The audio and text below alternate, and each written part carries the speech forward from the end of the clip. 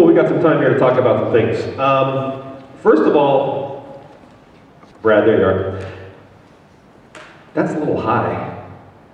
You know, just looking at the shorter members of the snare line on the end, and just their arm angle compared to the other ones, that's a totally different technique.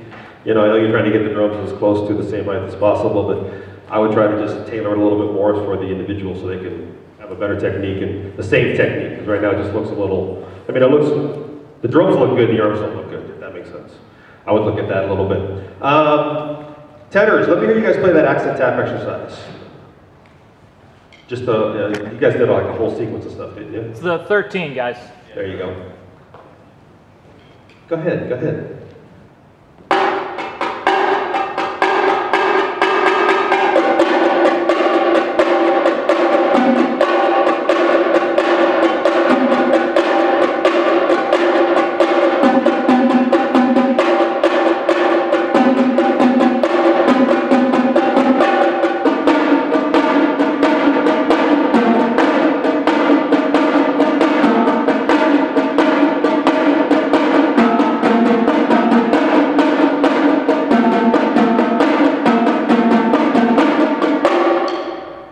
And the crowd goes crazy.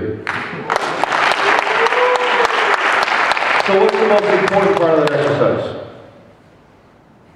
No pressure.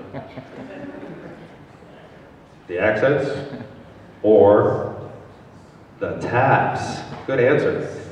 Anybody can play an accent. Anybody can hit a drum hard, all right? The key is what's going to happen after you hit that drum hard for those taps. And right now, your taps aren't the same as the snares. The snares are playing a lot lower taps during that exercise, all right, than you guys are. And it's easy for tenor drummers when you start doing drum changes around the drums to play your taps higher because your arms are moving more, all right? Your elbows are moving more. You guys have to really concentrate a little bit harder on that tap sound compared to snares or basses where they don't have to move their arms as much, okay, at least side to side. All right, so focus on that and keep those taps a little bit lower.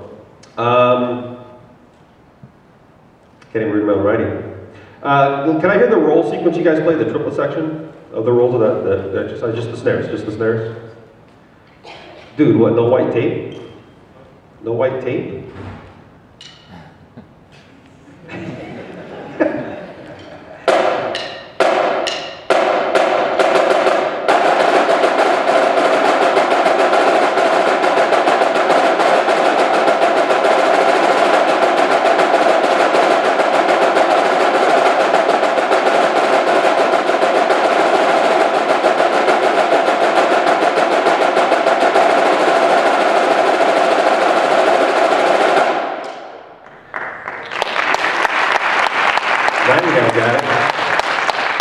Yeah, not bad. What I wanted to focus on is hand speed. You guys know what that means?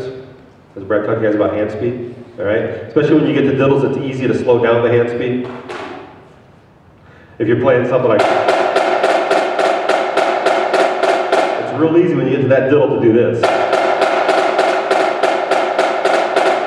Which is why a lot of diddles, a lot of roll figures drag down with the rest of the marching band when the drum line's playing those, all right? But these guys are doing a pretty good job of that. I want you to play one more time, and I want you to think about that hand speed. Every time you hit the diddles, don't think about the diddles. Think about that arm having the same motion the whole time. Make sense? Try it.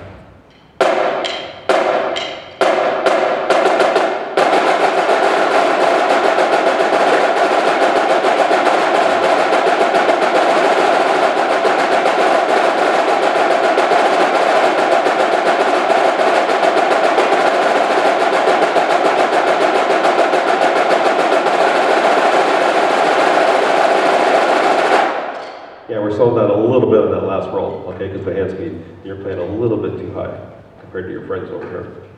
Let's talk about the music real quick. You guys have this cool little section where you go to the upbeat.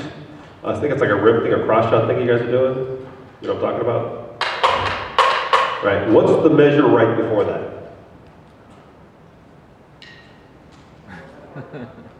Or the phrase right before that, maybe that'll be easier.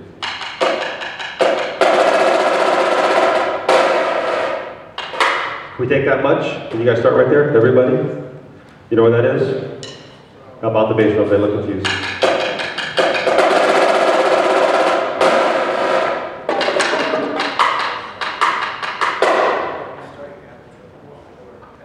Whatever is easiest for you guys to start at.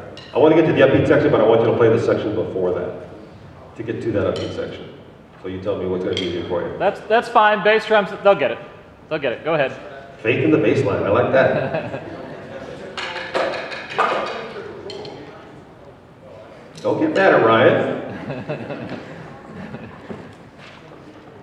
It's that tenor snare battle. Here we go.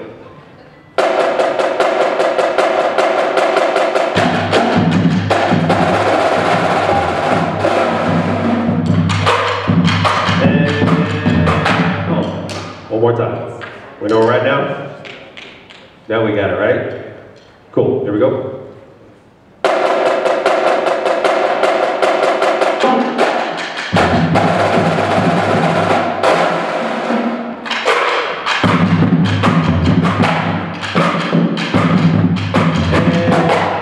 Is there a downbeat on that first upbeat with the bass? We're missing a bass drum, so I think it's yeah. Okay, that explains it. Because I was going to say, man, you need a downbeat there. Right? But we got to be able to get into it, but do we know we're starting now? We're sure. Maybe. We get a yes and a maybe. Help out the maybe. You guys know where you're starting, right? Basically, we know where we're at now. Who's going to cover that one bass note for me? Johnny! Johnny, you got it. I'll help you, okay? There we go. Same thing.